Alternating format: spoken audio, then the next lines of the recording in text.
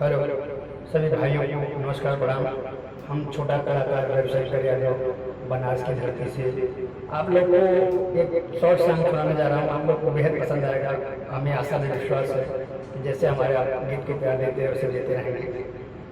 जियल न जाला जिंदगी जब से साथ सनम से छूटल बा,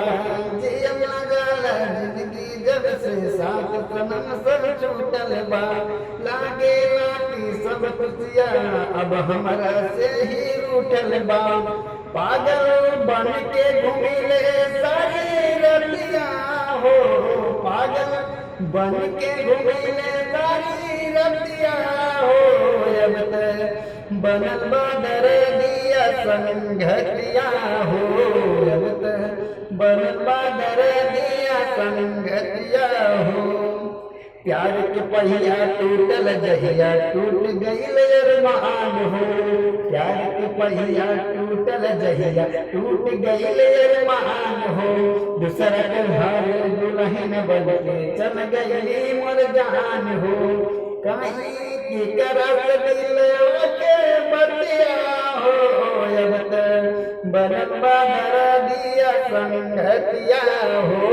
अब बनल बादर दिया संगतिया हो, सनम के दोस्त लगाई का जब किस्मत हमार जरल बा, सनम के दोस्त लगाई का जब किस्मत हमार जरल बा, लागे लागी सारा खुशिया अब हमरा से ही रूठल बा, पागल बन के घूमिले सारी रतिया हो, अब बनल बादर दिया संगतिया हो, बनल बादर दिया संगतिया हो,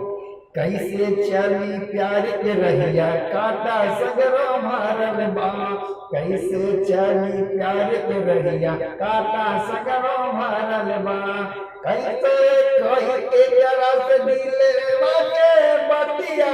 हो, अब बनल बादर दिया संगतिया हो, अब बनल बादर दिया संगतिया हो।